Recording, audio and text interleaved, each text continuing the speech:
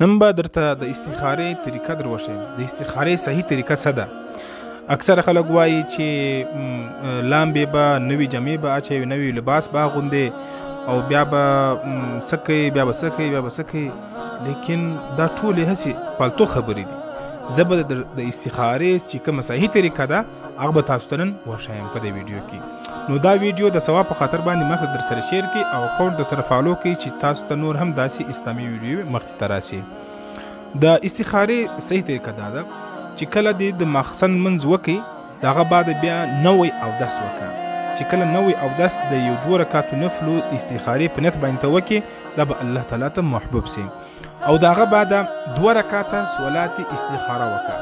استخارې لمونځ هم د عامو 2 رکعات صلات حاجت د 2 رکعاتو نفل را قسم دی، خو نیت د استخارې به کوي. نیت کوم د زړه د خلاص منځ کوم 2 رکعات صلات استخاره. نو په دې کې څه هغه نیت وکړه چې کم شی چې دی هغه ستا په نیت کې دی، یعنی دا زما په حق کې وسی که نسی وه، آیا زه دا کار وکم که نه کم وه، آیا زه دا لار باندې ولاړ سم که نه سم ولاړ. نو استخاره هم په دې شانو کې کېږي چې کوم شي ته چې کوم لاره تا ته نه معلومیږي، کوم د خیر کار تا ته نه معلومیږي، کوم چې یو ګټه وي هغه تا ته نه معلومیږي. که غواړې چې ما ته د ګټې لاره را معلومه سي، ښه لاره را معلومه سي، نو صلات استخاره هم د دې دپاره کېږي. نو 2 رکعاته صلات استخارې نیت چې دې وکړئ د هغه ما بعد لکه عام 2 رکعاته نفل کې چې کوم صورتونه او هغه شان ویل کېږي همهغسې وکړه. د سلام چې دې وګرځوئ، د سلام ما بعد دعا وکړه چې یا الله تعالی ما ته په دې کار کې خیر نصیب کړي، یا الله ما ته صحیح لاره ما ته وښیې.